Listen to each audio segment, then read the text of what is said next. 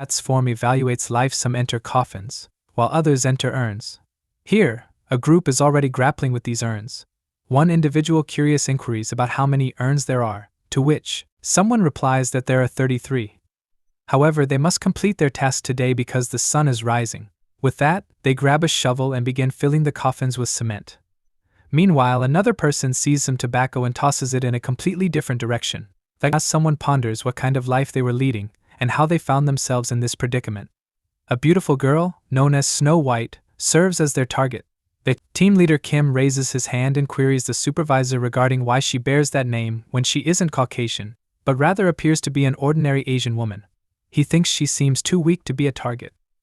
The supervisor responds, advising Kim not to judge individuals based on their appearance or race, revealing that Anna, who is known as Snow White, is the current leader of the Yakuza gang and is a dangerous woman. She earned her nickname due to her role as the largest dealer of pure cocaine. The supervisor informs the team that Anna is planning a drug-related gathering at a hotel comes after a meeting with the domestic organization, known as the International Faction. This event is a crucial opportunity, especially since the number of guards will be limited. Their mission is clear: eliminate Anna and stop the flow of illegal drugs disguised as an organizational conflict. Firearms are not allowed at this point. However, a man wearing glasses enters and tells Kim that this mission will be especially difficult. This is exactly why Kim was selected as the top agent. He says, "I trust only you." Team leader Kim confidently. Kim replies, "Leave it to me." We then see Kim stepping out of an elevator at the hotel where the mission is about to unfold. Upon exiting, he runs into a group of gangsters, who are surprised by his presence. One of them asks about his reason for being there. Kim quickly tells his teammates that he has already gotten into the location. He then pulls out a knife and, upon seeing it, the gang members steel themselves for a fight. Kim moves forward slowly, however. Without warning, he charges at them with incredible speed. The gang members, caught off guard, do not hesitate to launch their attack. As Kim is suddenly stabbed with a knife, he quickly parries the attack, disarming his assailant and then slashing the man's throat. The gangster instinctively grabs his neck, trying to stop the blood from flowing, while another attacker stealthily creeps up on Kim from behind, ready to strike. However, we flash back to the briefing room, where the supervisor has been explaining the mission to Kim. He tells him that about 10 non-combatants need to be eliminated and thinks that over 20 will be there. After this, he asks how many agents are needed for entry. Kim responds, saying that 3 agents, including himself, would be necessary. After a moment of thought, the supervisor wonders if Kim thinks that number is too much. Kim answers that, although this is an extermination mission, they must be fully prepared. Returning to Kim at the hotel, he stays determined no matter how many Yakuza members confront him. He is confident that no one can beat him and the 2 people he thinks of as his brothers. In the shadows, a figure appears holding a blood-dripping curved knife. Dressed in a mask and a black suit, he stands over a pile of gangsters' bodies. Through his earpiece, he asks the protagonist if he finds the situation. However, there is tension in the air because they both know what might come next. But although Kim feels ready, this moment could change everything. The mission is, in fact, surprisingly easy. The protagonist, let's call him Alex, responds by urging his companion to stay focused on the task at hand. Here, it is revealed that he and his 2 partners are elite survivors from hell. After each member of the team finishes eliminating the gangsters they encounter, they proceed toward the location of their target.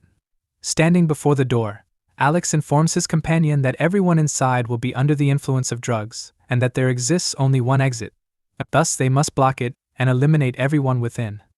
As he reaches to open the door, both he and his partners are taken aback by the sight before them: numerous bodies sprawled across the floor, as if a massacre has transpired. Alex quickly directs them to search for their target among the bodies and shuts the door. At that moment, he realizes the door is locking. He wonders who has locked it, especially because both the entrance and the door had been unlocked before. Darkness envelops the room. However, just then, a chandelier illuminates the space. However, the protagonist struggles to fully open his eyes. They have not yet adjusted to the brightness. This hinders his ability to see clearly. It is then that he notices a girl standing in front of him. Although he tries to focus, the light is too intense. But he feels a strange pull toward her, because something about her presence feels important. As they ask about their intentions, the main character and his friends are shocked to find out that the girl in front of them is actually Anna. They notice a dark red aura surrounding her while she casually holds a severed head in her hand. She then tosses it away without a second thought. In that moment, the protagonist's friends are filled with fear, while he feels for the first time the cold grip of facing death. Anna looks at one of them, leaving him completely speechless. Then, she cuts through the head she was holding and throws it at him, making him catch it. The guy is caught off guard surprisingly as he grabs the head, but before he can understand what's happening, something like a bullet pierces through it. It goes through his neck and he falls down dead in seconds. The second man, filled with anger over his friend's death, rushes at Anna in a desperate attempt for revenge. The protagonist tries to step in, feeling that something is very wrong. However, he can't move fast enough. The second man's head also gets pierced and his blood splatters across the protagonist's face. This leaves him frozen in shock. However, he can't move. Although he wants to react, he is stuck in place because of the suddenness of it all. Anna smiles widely and says to the protagonist, "No matter how many bugs there are, they're still just bugs incapable of doing anything." The protagonist, deeply enraged after seeing what happened to his companions, struggles to keep himself together. He realizes that the being in front of him is not normal at all, and that he can't go back like this. At that moment, Anna points something at him with her finger. The protagonist is startled when he focuses on it and sees that it's a tooth. Suddenly, the tooth speeds toward him, nearly hitting him. However, he dodges it at the last second, getting only a small scratch on his nose. Anna shows her amazement at the protagonist's ability to notice and avoid her attack. The protagonist tries to get closer to Anna and rushes at her to deliver a direct strike, but before he can touch her, she grabs him by the face and throws him with the force of a baseball player. He crashes to the ground and struggles to rise, unable to believe what's happening and wondering what kind of power this cursed woman has. This is bewildering, because he never expected such strength from her. Anna doesn't let him take a moment to think about his feelings. She lifts high into the air and lands on his leg, crushing it under her foot. The protagonist lets out a scream of extreme pain while Anna grins, raising her knife. She shares her admiration for him, and then drives the blade into his hand, commanding him to keep entertaining her. As the protagonist feels rage swell inside him, he hears Anna describe her actions as fun. He struggles to get up, demanding to know if she really thinks that killing is enjoyable, shouting right in her face and questioning her beliefs. However, in a moment of desperation, he turns to the only way he can fight back. He bites her neck with all his might. Anna starts to bleed, surprised by his actions, but the protagonist remains determined. He grabs a broken piece of glass from the ground and plunges it into the same spot. She falls on top of him, lifeless. The protagonist feels a brief sense of relief, thinking he has finally avenged his fallen friends. He apologizes to them for not saving them, although he fears he will soon be joining them. Suddenly, blood begins pouring from his. As he screams, Anna, who is regaining consciousness, yanks the shard of glass from her neck. "Biting me was quite an impressive move," she tells him. The protagonist, stunned, grapples with the reality of the creature before him. However, he can only process so much. A sudden, intense pain courses through him, leaving him bewildered. Anna advises him not to waste time trying to understand, because it will ultimately yield no answers. He begins to convulse, blood oozing from every orifice, while Anna observes with a mix of fascination and concern. "I've never met anyone quite like you," she remarks, hoping he can endure.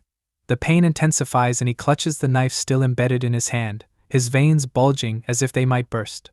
Eventually, he collapses, utterly powerless and motionless on the ground. Anna gazes at him with disappointment, calling him pathetic. At that moment, a group of her men enters the room, inquiring about her well-being. Infuriated by their intrusion, she eliminates one with a single, swift strike. The remaining men stand frozen in fear. Coldly, she commands them to clean up the bodies and, as they get ready to go back to Japan, the preparations are intense. The story shifts to a boat moving through the huge ocean, carrying a barrel meant for disposal. Inside this barrel is the body of the main character. One of the workers in charge of the disposal notices something strange and calls his co-worker's attention to it. His friend grins, pointing at the main character, who appears to be standing straight up even though he has been declared dead. He tries to comfort his colleague, saying that the main character is really lifeless. However, the first worker thinks out loud about the deep resentment the main character must have felt to end up like this. He puts out his cigarette on Kim's neck and tells his co-worker to quickly bury him so he can rest in peace. But both men are shocked when they see the burn mark from the cigarette fading away on Kay's body. Suddenly, Kim wakes up, refusing to give in until he gets his revenge on Anna. The two men, standing in front of him, can hardly believe that he is still alive after everything he has gone through. Kim is on the edge of entering the room where Anna and his friends are waiting. However, he suddenly finds himself alone in a strange place. A hand comes out from behind him, choking him and leaving him confused, unable to understand what is happening. Anna then shows up and many hands seem to come from her body, wrapping around Kim completely. She moves closer to him, congratulating him on his new success, telling him that he is now a day walker. In a panic, Kim opens his eyes only to find out it was all just a dream. The sun shines brightly and he realizes he is on a ship, drifting in the huge sea. Struggling to get up, he becomes painfully aware of his naked body, covered in blood. A bad headache hits him as he tries to remember what happened, but his attempts are pointless. Terrified, he sees that everyone on the ship has been brutally killed, their bodies are torn apart. He stands there in shock, thinking about the awful sight.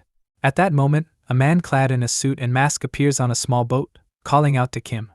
He claims to be from headquarters and invites him to join because they can return together. After some time, they finally reach land and Kim enters the car with the man. Kim, still grappling with the trauma of what he has witnessed, asks what happened on the ship. The man's response is vague, however, it indicates that they are still in the middle of their investigation. Another man gets into the car with them and asks Kim a question: had he really completed his mission? When he is asked if he feels tired, Kim says that he is fine. However, the man suggests that Kim should take a nap, especially because they have a long journey ahead. As the man turns to speak to Kim, he shows that he is wearing a gas mask. Suddenly, gas starts to seep through the car's ventilation system. Kim begins to choke and asks about their plans, but neither of the masked men gives an answer. As the gas takes effect, Kim loses consciousness. One of the men grabs a phone and calls someone he calls the director, telling him about their successful capture of the specimen. It soon becomes clear that this director is the same man who wore glasses and gave Kim his mission in the first place. The director praises the man for his hard work and tells him to take Kim to the lab for immediate dissection. After hanging up, the director's hands shake with excitement and a wild smile spreads across his face. He whispers to himself that he has finally gotten what he has been chasing. After some time, which felt longer than it actually was, the car carrying Kim keeps going on its dark road.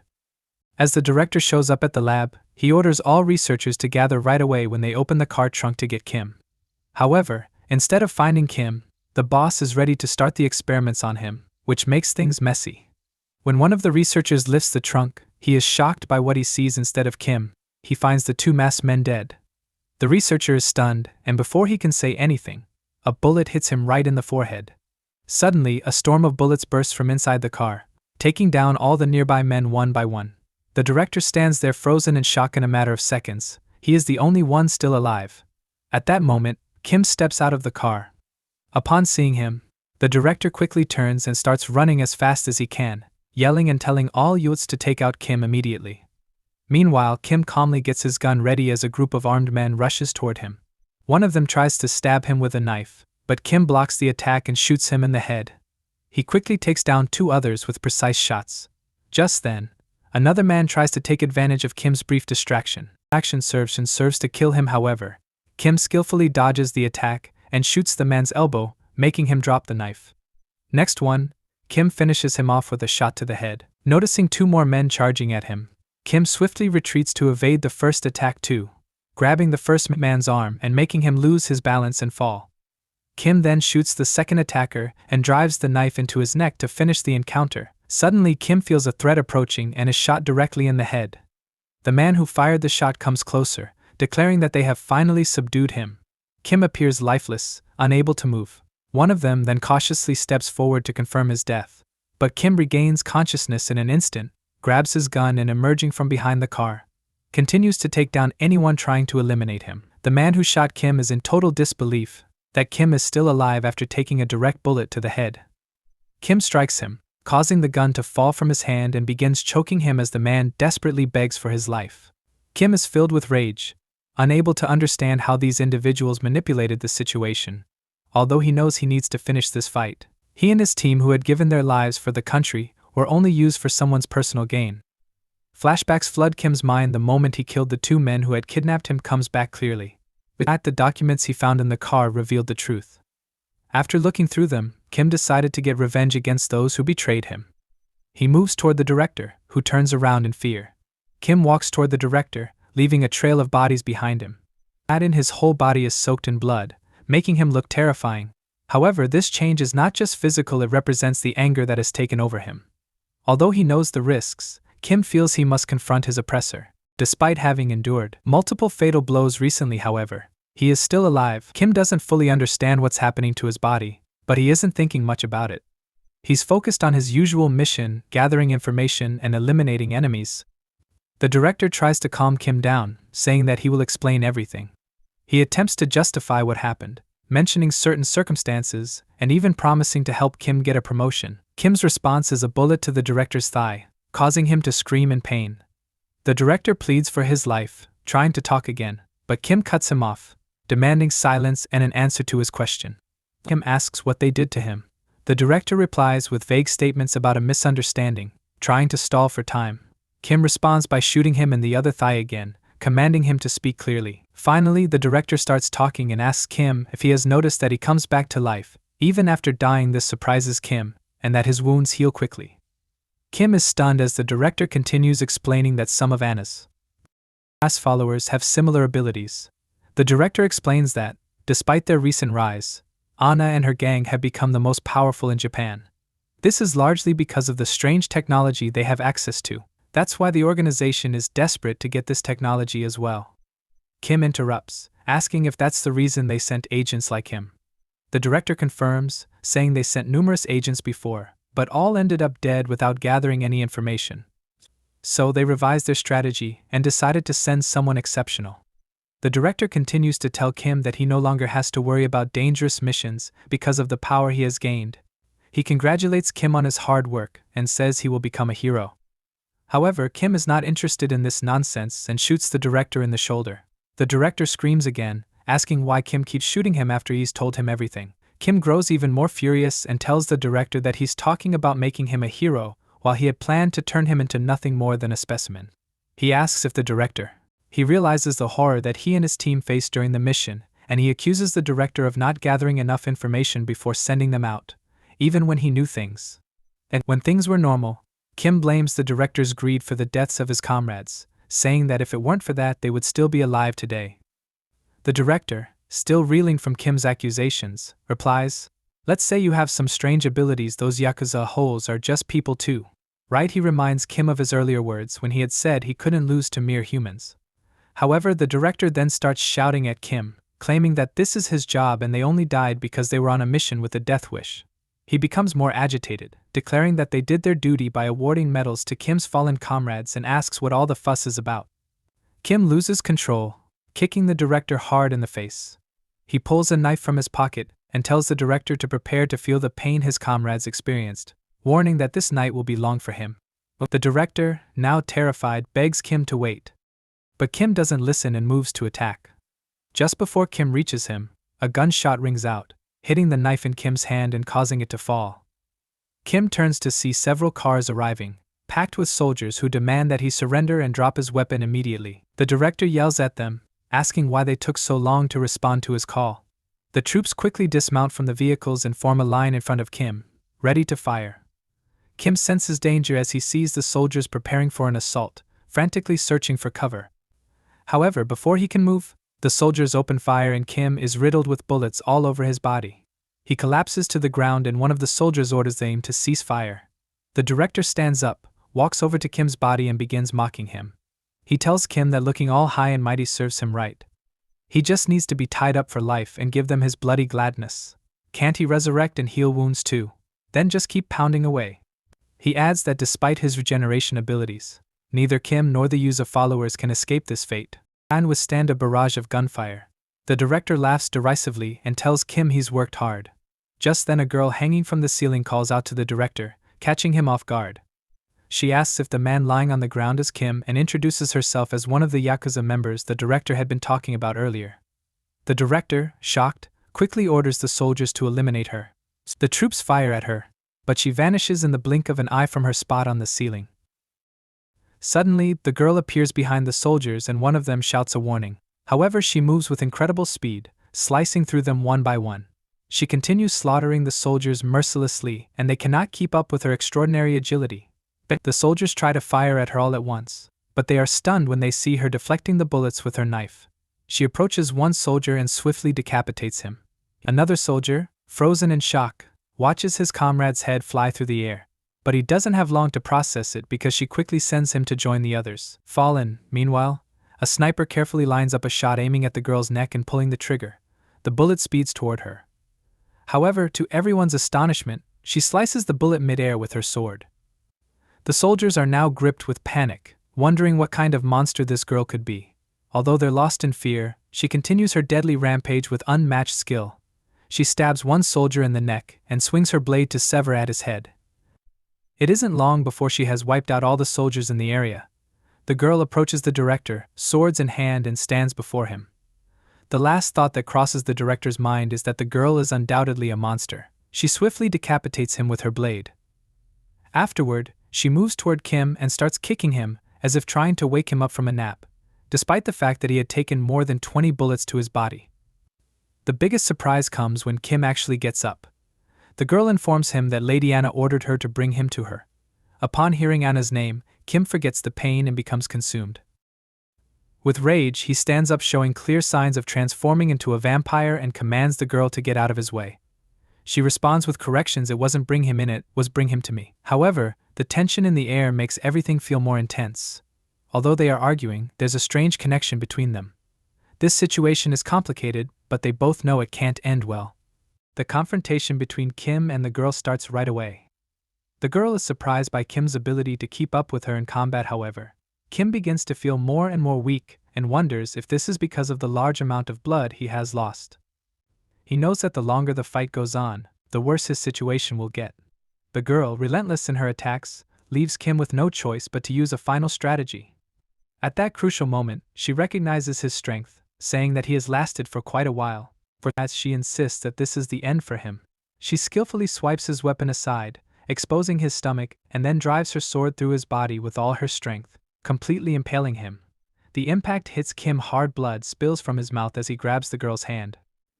The girl is shocked, unable to understand that Kim had purposely put himself in the way of her attack. The battle between them grows more intense, showing the depth of their struggle. The intensity of the battle, which seems to go on forever, escalates as both fighters use every ounce of their strength in a desperate attempt to defeat one another. Eventually, both Kim and the girl collapse onto the ground, having sustained serious injuries. Kim remembers how Anna's wounds had healed quickly when he had struck her neck before. However, this time, he has definitely severed her head. Kim lies sprawled on the ground, bleeding heavily from his own severe wounds, his hands detached from his body. Despite this, he finds some comfort. He's somewhat relieved by the sight of the girl's body lying before him, her head separated from her torso. Just as Kim starts to lose consciousness because of exhaustion, he wonders if he will die again. However, he is shocked when he hears someone praising his actions. Looking up, he sees the girl, who had just been decapitated, holding her head and putting it back on her body. Her skin and muscles regenerate in seconds, as if nothing had happened. Kim is filled with disbelief at this unbelievable scene. The girl approaches him, raises her sword, and congratulates him on his efforts. Kim tries to move, but his body betrays him with weakness. She then tells him that when he wakes up next this time, he will find himself standing before Lady Anne. He should be more docile by then. However, with that, she strikes him with the sword in a precise spot, cutting off his blood flow and making him unconscious. By this time, the sun is about to rise and the girl is in a hurry to take Kim and leave quickly. But she is shocked when she sees him moving again, standing on his feet despite all that she has done to him. Kim launches another attack. However, she tells him it's pointless. She pulls his sword from his stomach and slices off both of his arms, saying that he won't be able to do anything anymore. Kim surprisingly lands a direct punch to the girl's face just seconds after regenerating his arm. The girl is stunned, and before she can react, Kim launches a swift attack, injuring her arm. He doesn't stop there. Instead, he bites into her arm and Kim begins sucking her blood. He transforms into a ravenous beast, realizing what's happening. The girl quickly severs her own arm. However, the detached limb remains connected to her, causing her unbearable pain. She realizes that if this continues, she'll lose everything. She leans backward, trying to create distance, but it's difficult. Between herself and Kim, who has drained the blood from her arm, leaving it completely dried up, the girl watches Kim nervously. She is unsure of how to handle his overwhelming power. Kim seems to have lost control of himself, turning into a rampaging monster. As Kim roars like a beast, he is suddenly shot. The girl, also caught off guard, uses her sword to deflect the bullets. However, one manages to hit her. She's even more startled when she notices smoke rising from the wound. At that moment, the attackers reveal themselves, a group of men wearing specialized equipment and carrying advanced weapons. The leader of the group steps forward, a woman. She smiles and murmurs a prayer, asking the Heavenly Father to accept the two souls. Although this situation is chaotic, she remains calm, but the girl feels a sense of dread because she knows things are about to get worse. She is about to send a message to him. However, the girl is shocked to see the woman and her group. The woman commands her followers to open fire and the soldiers obey, aiming at both Kim and the girl. They shoot without stopping, clearly trying to hit their legs, to disable them. Kim and the girl fall to the ground under the storm of bullets. The woman then tells her troops to stop firing and orders them to burn Kim. The soldiers take out their bags and pull out crossbows, shooting arrows into Kim's still body. These arrows, rigged with electric currents, deliver painful shocks to Kim, causing him a lot of suffering. Meanwhile, the girl, lying on the ground, is stunned to see the sun begin to rise. As soon as her skin touches the direct sunlight, it starts to burn. The woman walks towards her and, with a creepy smile, asks if it hurts. She sarcastically adds that the flames of hell will be much worse. Angry at the woman's insults, the girl screams echo, marking her as a pathetic human. She tries to attack with her sword, however, the woman skillfully blocks the strike with her leg. With a quick motion, she stomps down on the girl's hand, crushing it. The girl screams in agony, shocked by the woman's unexpected strength. The woman sneers at her, demanding that she repeat her earlier statement. Then, with cold disdain, she declares that she will kill both her and Kim, along with their friends. At this moment, the woman turns to Kim, astonished by what she sees. Kim stands on his feet, even after enduring numerous electrical shocks, but what really surprises the woman is that he remains unaffected by the sunlight. As the woman keeps staring at Kim, the girl sees her chance to run, sprinting as fast as she can. The woman feels torn between chasing the girl or helping her men deal with Kim. One soldier, still in disbelief that Kim has survived, shoots at him, yet Kim, unfazed by the bullets, keeps moving forward. He is on the edge of finishing off the soldier, but just at the last moment, his hand is cut off and flies through the air. The woman had intervened just in time to save him. Follower, the woman realizes that Kim has become incredibly dangerous and orders her followers to retreat. She decides to confront him herself, launching a swift attack. To her surprise, Kim blocks her sword strike with his bare hand, and she's even more shocked when she sees him regenerate the arm she had severed earlier. Kim, filled with rage, throws a powerful punch at her. However, the woman dodges it with ease, smiling as a golden aura gleams in her eyes, indicating her excitement. The woman unleashes her full strength, delivering a punch so powerful that Kim's abdomen appears to melt like molten lava. The force of the blow sends Kim flying into a nearby building, causing chaos in the area. The woman approaches him with intrigue, wondering where someone with his power had been hiding all this time. However, Kim emerges from the smoke, much to her astonishment. As dusk falls, she sees him standing before her, holding a corpse and draining the blood from its body. The woman is bewildered, wondering why Kim would do such a thing in the middle of battle. After regaining his strength, the woman, filled with fierce determination, throws the body aside and lets out a terrifying roar. Seeing this, the woman thinks that Kim must be eliminated right away, otherwise he will become a dangerous threat. She lifts a glowing sword, its light shining ominously, and slams the ground with such power that it cracks beneath her. Kim gets ready to fight with all his strength. However, just as she's about to hit, he suddenly falls to the ground, unconscious. The girl, who has been watching everything from the sidelines, is shocked, unable to believe that it has ended like this.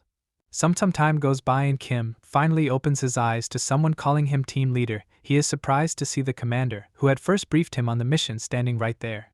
The woman is also there, and Kim asks her who she is, but before he can get an answer, he realizes he is trapped in heavy metal chains. The woman tells him to pay attention, explaining that he has been sentenced to death for being a vampire. Kim is stunned to hear this. Kim laughs at the absurdity of the situation, dismissing the idea of vampires as just a myth. However, before he can finish his thought, the woman bites her finger, letting a single drop of her blood fall before him. In an instant, Kim transforms again, taken over by an overwhelming thirst for blood, unable to control his primal urges. The woman stops her teasing and asks Kim if he believes her now. Kim is left speechless, struggling with the reality of what is happening to him. The commander steps in, explaining that although it may seem unbelievable, it is truly the truth. He tells Kim that they have footage of him rampaging aboard the ship. The bodies were exactly as described by the commander.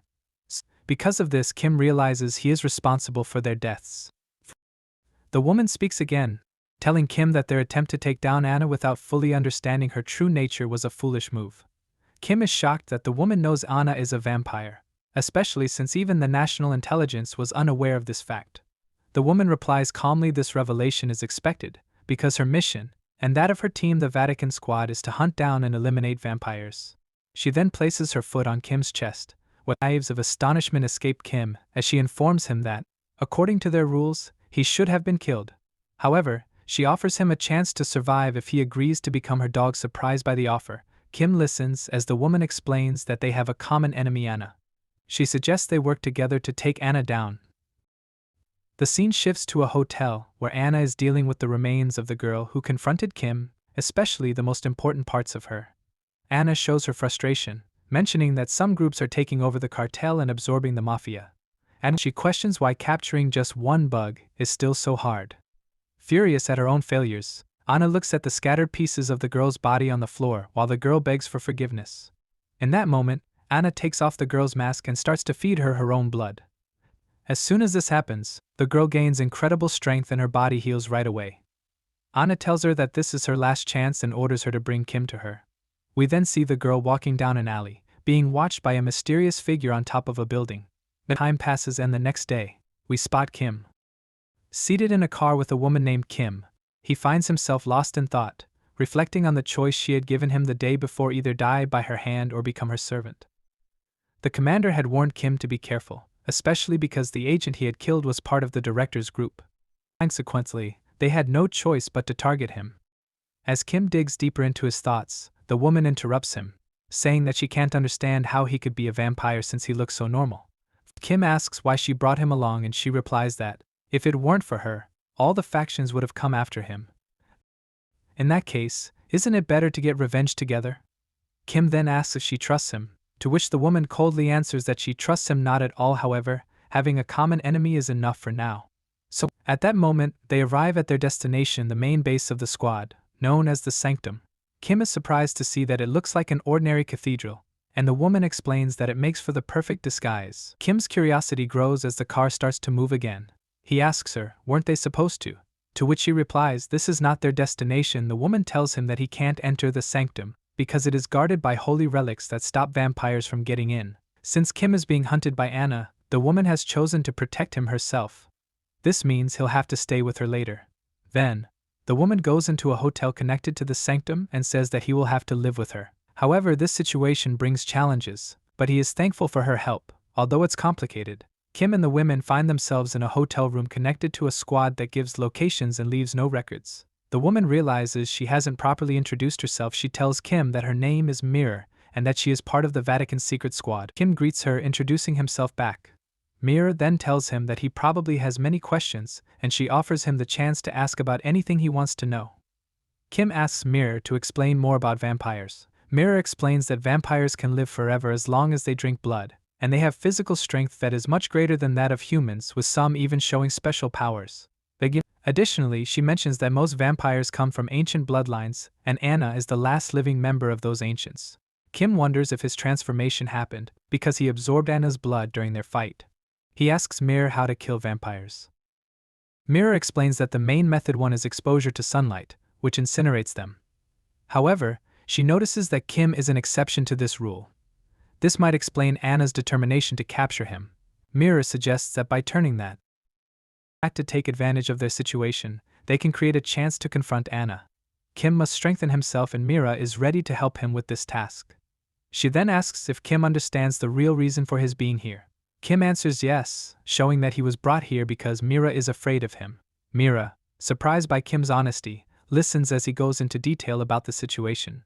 He explains that being the only vampire who can move freely in sunlight could make him the strongest vampire ever. However, getting rid of him would mean losing a big chance. This is why they are using the public enemy as an excuse to watch him and eliminate him if he seems like a threat. In any case, she has nothing to lose. Mira smiles when she hears this and says that Kim isn't the top agent for nothing. After all, he is still a vampire, which is part of the duties that come with being a squad member. She also sees the truth in their plans to eliminate Anna and says they want to make Kim stronger. With excitement shining in her eyes, she grips her sword and asserts that if he has any objections, now is the right time to voice them. Kim, exuding confidence, remains silent. He asserts that he's already experienced death multiple times, that as long as he has the chance to exact revenge on Anna, he is indifferent to everything else. He also states that he has no intention of submitting easily. Mira, thrilled by his determination, remarks that he has revealed his true intentions without hiding anything. By working with him, she believes, will be quite exhilarating. Tilting her head slightly, she informs him that since their conversation has concluded, it is now time for feeding. Kim is taken aback when she unexpectedly requests that he bite her neck. He questions her motives, however. Mira calmly explains that, whether he likes it or not, he has become a vampire. If he refrains from consuming blood, he will weaken and ultimately perish. She further adds that, although he seems reluctant to harm innocents, this is the only viable means for him to sustain himself. Kim hesitates, standing in front of Mira, who pushes him to act quickly because her neck is starting to ache. After a moment of indecision, Kim finally gives in to her request and bites her neck. As he drinks her blood, his need to feed grows stronger, becoming more and more uncontrollable. However, he suddenly, imagining Anna's face, her wicked laughter ringing in his head, he stops short, shoving the mirror away. The mirror falls onto the bed, but her expression stays blank. Kim wonders if this never-ending thirst for blood is just part of being a vampire. The mirror, staying quiet for a bit, then casually says he should rest, claiming that tomorrow is going to be a long day. She turns away from him, giving a sharp warning if he tries to escape, she will kill him. Kim's gaze shifts to her neck, filled with an unsettling thought of whether he would be compelled to consume blood like this on a daily basis. However, he resolves that he will do whatever is necessary to exact his revenge. He reassures himself that, although his body has transformed into that of a vampire, his heart will never follow suit. This conviction leads him to silently pray for his fallen comrades, yearning to avenge them and eliminate the monster responsible for their demise. As Kim pulls the blanket over himself, preparing to succumb to sleep, the mirror, now turned away, suddenly feels an unexpected wave of embarrassment, pondering why he is lying next to her. She ponders whether he is aware that the room, in fact, contains a separate bed designated for him, or if she simply neglected to inform him. However, even amid her forgetfulness, she cannot fathom his decision to sleep beside her. Sharing a bed with a man, a saint, no less, places her in an exceedingly awkward predicament. The mirror confronts Kim, questioning what kind of lascivious thoughts might be swirling in his mind. This thought renders her increasingly flustered, her face flushes with embarrassment. Still, she resolves to close her eyes, attempting to disregard the situation and find sleep. To calm her racing thoughts, she begins reciting prayers. But she is abruptly startled when Kim, in his slumber, rolls over and places his hand on her stomach, moving it slowly. The mirror is taken aback and screams at the top of her lungs. The following day, in a secluded area, the mirror appears as though she has not slept a wink all night. She informs Kim that she will explain how to kill vampires, since they are not vulnerable to conventional weapons. Kim listens with rapt attention, even though her handprint remains distinctly visible on his face. She elaborates that there are two effective methods to eliminate vampires. The first involves exposing them to sunlight, and the second is silver. Even the presence of silver can inflict excruciating pain upon vampires, thus, employing silver weapons for decapitation or piercing their chests is sufficient to annihilate them. Kim recalls his prior encounter with the purple-haired girl, when he was unable to slay her even after decapitating her. Mira continues, asserting that aside from those two methods, vampires are essentially immortal. She then inquires if Kim has any further questions. Kim expresses regret for the events of the previous night, which catches Mira off guard, her nerves flaring as he broaches the subject. Just as Kim is about to conclude his thoughts, Mira suddenly lunges at him, her expression both serious and fierce. Kim skillfully blocks her strike and demands to know why she attacked him so unexpectedly. Irritated, Mira instructs him to cease the nonsense and reminds him that, having already covered the fundamentals, they must commence without delay. Their objective is to refine his combat skills against non-human entities. Through upcoming duels, he will not only fortify his strength as a Special Forces member, but also enhance his abilities as a vampire through blood. Prepared to engage, Mira launched an attack, driven by her understanding of Kim's earlier remarks. Kim, however, skillfully blocked her punch before counterattacking, yet Mira deftly dodged. Kim had previously thought no human could withstand a vampire's prowess, but Mira was demonstrating that he still had much to learn. Despite this revelation, he remained committed to training with her, determined not to yield, regardless of the challenges ahead. Over time, Mira began to observe significant improvements in Kim's skills as their training progressed. Suddenly, a figure entered the room and apologized to Mira for the interruption. When she inquired whether it was an emergency, he responded that it appeared she needed to head to the sanctum immediately. Mira was taken aback, yet she indicated that she would prepare to leave at once. She instructed Kim to wait for her and reassured him that she wouldn't be long. Turning to the man who had summoned her, she asked, "Why are they calling for me at the sanctum?" He replied that nobody had informed him about this matter, and he lacked access to the pertinent details. However, Mira knew well that only the Vatican squad possessed the authority to summon her in such a manner. She quickly got into her car and drove off toward the sanctum, while a mysterious girl stood at the top. Observing the unfolding scene from a nearby building, it became increasingly clear that she was, in fact, a vampire.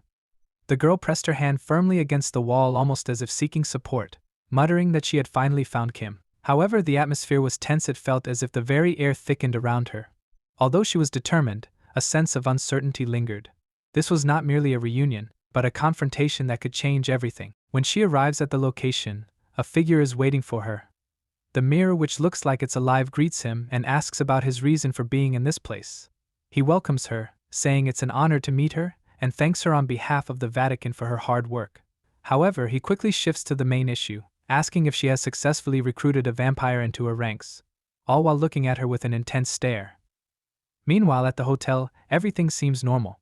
A man dressed in a black suit walks up to the front desk, where the receptionist greets him and asks if he wants to make a reservation. She requests his ID and the number of people in his group. The man replies that he has a quite large group of around 200 people. But, instead of showing an ID, he pulls out a knife. Before the receptionist can react, he stabs himself in the head, killing himself instantly. The receptionist's co-worker stands there, horrified and frozen with fear at the shocking image of her colleague lying dead. Before her, the banders who saw the scene start to scream, run away in panic. Three hotel security guards rush and one of them tells his colleagues to evacuate the civilians and notify the control room while they handle the attacker. However, just then, a bright light flashes behind him. When he turns around to see what's going on, he is shocked to see a number of cars crashing into the building. A large group of gangsters comes out of the vehicles. Armed with different weapons, they attack the three security guards all at once. One of the guards, furious, asks how they dare storm the place like this, and charges at one of the gangsters, managing to stab him in the chest. But the guard is stunned to see the W heal itself in only seconds right before his eyes. The gangster who had been hurt is furious, retaliating and killing the security guard, who is left confused by what just happened. After quickly taking out the three security guards, he says, "Hiding in a place like this, teaming up with Vatican scum, what a bother." The purple-haired girl who had, having fought in battle before, Kim now seems to be giving orders to capture Kim right away. Coco, the girl who had been watching from the mirror and was later revealed to be the leader of Anna's 6-member team, is also present. The purple-haired girl praises her for her hard work and tells her to destroy the control room before joining them. Coco eagerly asks if they will get to feast after the mission, feeling excited when the purple-haired girl says yes. So Coco says goodbye and quickly heads toward the control room. Meanwhile, the purple-haired girl gets into the elevator, going up to the 18th floor. She comments that, because Mira is not there, everyone left in the hotel is just scum. However, she has brought some strong subordinates along, just in case something unexpected happens, and she is sure of her upcoming success. But, she is shocked when the elevator doors open to show the bodies of all the gang members she had brought before, lying on the floor. She stands there in disbelief, unable to understand how all of her men have been defeated. In her confusion, a mix of thoughts, she wonders if a high-ranking bishop might be at the hotel. At that moment, she hears a voice saying, "It's been a while since they last saw each other." When she turns around, she sees Kim standing there, asking her if she has been looking for him. The scene shifts to a mirror, where a man asks whether she has really brought a vampire into their group. He tells her that he trusts her judgment and will pay attention to the details at the next bishop's meeting. However, he questions if she has seen it. Mira confirms that she has, saying that after watching him for the last 3 months, he has shown no signs of being a threat. Also, he has kept training with the Vatican Special Forces with great determination and persistence. Although she isn't completely sure if Kim will lead them to disaster or salvation, she highlights that she once saw a vampire with red eyes standing in bright light. Kim, whose hands are marked with the blood of the gang members he has killed, tells the girl with the pearl-colored hair that he has been searching for her and insists that he is going to end this today. The confrontation between them begins and the girl is shocked, taken aback by Kim's incredible strength. She wonders what he has been doing all this time to gain such power. Kim replies by repeating her earlier words, grabbing her by the shoulder and insisting that she has truly suffered enough. Then, he skillfully trips her, pinning her down. As he lifts his knife ready to take her life, he states that this is the end. The girl, filled with fear, realizes her death is near. However, She is surprised when Kim suddenly stops just before the blade touches her. Kim, too, is confused by what is happening, struggling with all his strength to move, but he finds himself unable to control his own body for reasons he doesn't understand. At that moment, a strange girl appears, laughing, and says that surrounding the girl are several large snakes that are eating the bodies scattered around, releasing a toxic green smoke into the air. We find out her name is Katarina, the leader of Anna's 5th squad. Kim is getting more and more frustrated, he can't help it, wondering if his current situation is due to Katarina's special power, purpley air. However, he can't be sure. This uncertainty makes him feel stuck. Although he wants to find answers, the truth is elusive. But he knows he has to figure it out, because time is running out. Taking advantage of the situation, Katarina quickly escapes, bleeding, alongside Karina, intending to eliminate Kim immediately. That's exactly what I was about to do, Katarina reassures her. Karina then sends one of her snakes toward Kim, however. It unexpectedly turns and bites the purple-haired girl on the neck. She is shocked by the sudden turn of events, and before she can react, a massive snake coils around her body, squeezing her tightly. Kim is astounded by Katarina's actions, especially her attack on her eye. The purple-haired girl demands to know why Katarina is subjecting her to this treatment, and she wonders, wasn't she here to help her? In response, Katarina explains that she has always dreamed of having a toy that could endure treatment without breaking. Because humans cannot withstand such things, she has longed for a vampire toy. However, she never thought she would get one so soon. Subsequently, Katarina uses her power on Kim, commanding him to approach her. Stunned, Kim feels the knife drop from his hand and he begins to move toward her against his will, utterly unable to resist. From now on, Katarina declares with a fierce look, "You will be a slave. You will move solely according to my will." However, she smirks, revealing her confidence. This is not just a threat, it's a promise. Although the words sound harsh, there's an underlying excitement in her tone. You can feel the tension in the air, it's almost palpable. But there's no room for defiance here, only obedience. Katarina's intentions become clear when she screams that Anna would never permit this. However, she interjects, revealing that Anna has already given her approval. She adds that Anna stated because as long as Katarina brings Kim to her, she doesn't care about Aika's life or her seemingly useless friend. The purple-haired girl is stunned by this revelation and insists that Anna could never have uttered such words, but she soon loses consciousness due to the poison's effects. Meanwhile, Kim remains immobilized, bound by one of the snakes. When approaching the purple-haired girl, Katarina asserts that she has endured enough, despite her lackluster talent, and declares that she will put her to rest now. She commands the snake to swallow her. However, at the last moment, Coco appears, visibly excited, announcing that she has completed her task. Upon observing Aka's condition, we discover that the purple-haired girl's name is Aka. Coco rushes toward her, asking if she is alright. Katarina informs Coco that it was Kim who inflicted this harm upon Aka, causing Coco to scream and cry like a child. Kim grows more and more uneasy as he realizes the number of consequences that are unfolding. The number of enemies is rising, especially because confronting Karina alone presents a big challenge. Katarina reassures Coco, saying that they have already captured Kim, and tells her to get ready for a return to Anna. However, Coco asks whether Kim was really responsible for what happened to Alyaka. Katarina smiles and confirms this. At that moment, Coco's expression changes. She wonders why a scent of poison is coming from Aka, if Kim was truly the culprit. Although the situation is confusing, this revelation makes their understanding of the events more complicated.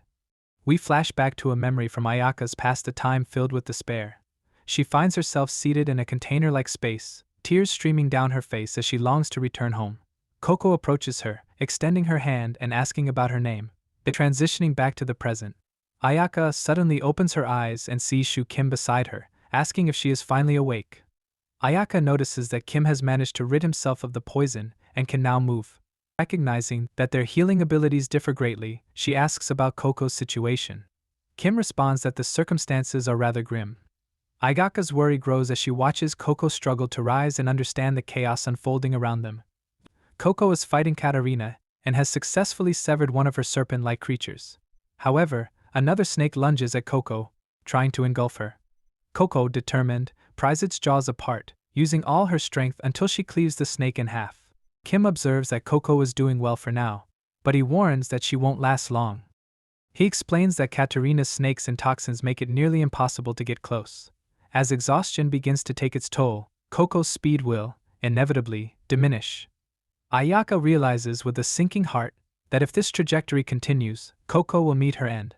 She really wants to intervene, however. Kim warns her that, although they must act quickly, it's dangerous. In her current situation, she would just be a burden, however. Furious, also known as Aka, curses him. Kim, on the other hand, asks that she share any information she has about Katarina. Aka is shocked by Kim's suggestion, and he makes it clear that if they work together, they might be able to beat her. Aka scoffs at the idea, pointing out the irony that he wants to team up with her after trying to kill her just moments ago. Kim insists that this is their best chance. Still not convinced, Aka wonders why she should trust him. She's taken by surprise as she sees him coming closer with a knife in hand, as if there's no other way out. At the same time, Katarina is feeling frustrated because she has used more of her powers than she expected, leading to a serious loss of blood, especially after her unexpected fight with Coco. But she continues to struggle with her snakes, confused about why Coco seems unaffected by the poison in the air. Katarina knows it's unlikely that Coco has any resistance to her venom. At that moment, Katarina sees Coco's face turning red. She is amazed by the fact that Coco has been able to endure for this long. However, it seems surprising, but Katarina can't help but wonder why Coco is holding on. Although it is impressive, this situation makes her curious. Ultimately, Coco gets close enough to deliver a powerful blow, which shatters the walls and sends Katarina flying out of the building. As a result, Katarina's poison leaks through the breach, allowing Coco to finally breathe freely. Coco thought she would have been dead if this fight continued much longer, however. She soon starts searching for Aka to save her. Unfortunately, she suddenly collapses to the ground, unconscious from the poisoning, realizing that a small snake had bitten her leg without her noticing. Coco wonders if she underestimated Katarina, and if she is still alive. Indeed, Katarina clings to the wall of the building, using her snakes to climb back to the room. She approaches Coco and mentions that she knows how close Coco and Aka are, so she plans to reunite them inside the belly of a snake. Just then, a giant snake lunges at Coco, who is paralyzed with fear and unable to move. But, at the last second, someone intervenes, slicing the snake in half. But both Coco and Katarina are stunned by what has happened, and it is revealed that Aka was the one who did it. Coco is overjoyed to see that Aka is okay, while Katarina is stunned because she realizes that only she and Anna have the power to neutralize the poison's effects. She cannot understand how Aka managed it. We go back to the moment when Kim approached Aka with the knife. After he extends an alliance instead of killing her, he accidentally cuts himself with the blade. Aka is surprised and asks what he is trying to do. Kim responds that someone once told him, "The enemy of my enemy is my friend, and that's enough for now." He goes on, explaining that she must be feeling anger and betrayal after everything that has happened, especially because she nearly lost her friend. He understands that feeling well. Aka is shocked when Kim reaches out his hand, offering her his blood to drink. This brings back a memory of a similar scene from her childhood with Coco. Back in the present, Kim stands next to Aka, facing Katarina. He asks if she has ever heard the saying that the most dangerous person is the one with nothing left to lose. Kim explains that this saying is true because when you deal with someone like that, it's inevitable you die. At the sanctuary, someone rushes to the mirror and tells her that a huge group of vampires has attacked. Mira is stunned by the news. This is not what she expected. We return to Kim, who starts his fight with Katarina. He remembers what Aka told him after he saved her from the poison's effects. At that time, Aka explained that Katarina has the power to turn a body into snakes and control them. If Kim gets bitten by any of those snakes or breathes in the toxic mist, his body will be paralyzed, allowing Katarina to dominate him. Kim believes that the issue of the poisonous mist is no longer a threat because of the hole in the room, so all he needs to do now is get close to Katarina. The real problem, however, is her snakes, which keep regenerating endlessly even after he cuts off their heads. But Kim keeps fighting off the snakes with his silver knife. But he is shocked when one of the snakes swallows the blade. He understands that Katarina is trying to take away his weapon. Sure enough, the snake pulls the knife from Kim's hand, and in the next moment, a large swarm of snakes charges at him, ready to strike. In that moment, Aka steps in very bravely, slicing through the snakes with the sword she wields. She throws a sword to Kim, telling him to stay strong and not to give in to despair simply because he has lost his weapon. She informs him that Katarina is drinking her own blood to keep her powers up, which means that she can't keep fighting forever. This is important. Her plan is to wear them out both before finally finishing them off. Aka tells Kim to help Coco, promising him that she will handle the snakes. After helping her get rid of the poison, He urges her to join him and Aka in their fight against Katarina. He explains that this is the only way to survive. Kim cuts his hand and pours his blood into Coco's mouth, and she quickly recovers from the poison after drinking it. However, Kim is shocked when Coco suddenly attacks him. After the consumption, she jumps on top of him, pinning him down. Kim feels a wave of anxiety and wonders if she is now under Katarina's control, feeling confused about what just happened. How this situation could have unfolded remains perplexing, especially when he was convinced he had liberated her from the poison. Coco, in a moment of revelation, calls out to Aka, asserting that Kim is now under her dominion. Aka responds, stating that Kim is no longer an adversary and that they are collaborating to vanquish Katarina. This declaration surprises Coco and, after a brief moment of contemplation while gazing at Kim, she swiftly rises to assist Aka in the battle against Katarina. Katarina, however, becomes increasingly frustrated by the turn of events, musing to herself that her strategy of employing Coco and Aka to locate Kim had been flawless. Yet, she had not foreseen Kim's ability to help them shake off the poison and rally against her. A sinister smile crosses Katarina's face as she acknowledges that this level of cunning is precisely what she expected from someone like Kim. Consequently, her desire to capture him intensifies. As Kim and the two girls get closer to Katarina, she retaliates by releasing a thick cloud of poisonous mist around herself, trying to take control of the situation. Kim shouts urgently to Coco and Aka, telling them to hold their breath. In response, the three of them stop breathing, which is difficult. Kim waits for the toxic fog to clear through the opening in the room. He knows that Katarina's goal with this attack is to eliminate one of them, and he wonders, probably not himself, who the target might be: either Aka, who is quick, or someone who fights alone and depends on Aka's help. However, Kim is shocked when Katarina suddenly appears right in front of him, her attack directed at Coco. Coco's face has turned red from holding her breath, making it hard for her to dodge the incoming blow. Katarina sneers at Coco, saying that she will be the first to die for daring to touch her filthy body. Katarina's snake lunges toward Coco, but Aka jumps in, using her body to shield Coco from the strike. Coco screams in horror at Aka's selfless act and becomes really worried for her. Kim quickly leaps into action, slicing through the snakes with his weapon and making Katarina retreat. He tells Aka to come to him so he can give her some of his blood to counteract the poison. However, when Aka doesn't respond, Kim turns to check on her and is horrified by what he sees. He notices that one of the snakes has been cut, but its head is still clamped onto Aka's arm. As the head tumbles to the ground, Kim is overwhelmed with shock at the scene before him. Coco, too, is in total disbelief and starts screaming. It becomes clear that the snake had been carrying the silver knife that Katarina had taken from Kim. Now, this very knife is stuck in Ayaka's chest. However, the seriousness of the situation leaves both of them speechless, because they can't grasp the horror unfolding before their eyes. Although the chaos surrounds them, they are momentarily frozen, grappling with the reality of what just happened. Aka is reminiscing about her childhood, remembering how when she was little her mother had sold her to a man, and told her that from now on she would have to obey everything that man said. The man took her to a place where there were other children, and he showed them all a red medicine and told them that red is their new friend. Every day they were subjected to medical experiments, and things became weirder and weirder, until one by one all the children died as time passed. Aka thought it would have been better if she had frozen to death back then, but after meeting Coco she started to find happiness. It was fascinating. Coco could smile even in such a hell. At Aka, who laughed alongside her, found that every day felt like hell, but they could endure it by relying on each other. However, even that little bit of happiness was short-lived, because one day they were told that according to the dosage the subjects would be isolated, with the control group on the left and the experimental group on the right. Amidst all this, Aka and Coco were separated. Aka called up to Coco, threw her coat toward her, and told her to keep wearing it. She promised Coco that she would definitely come to find her. Tears welled up in Coco's eyes,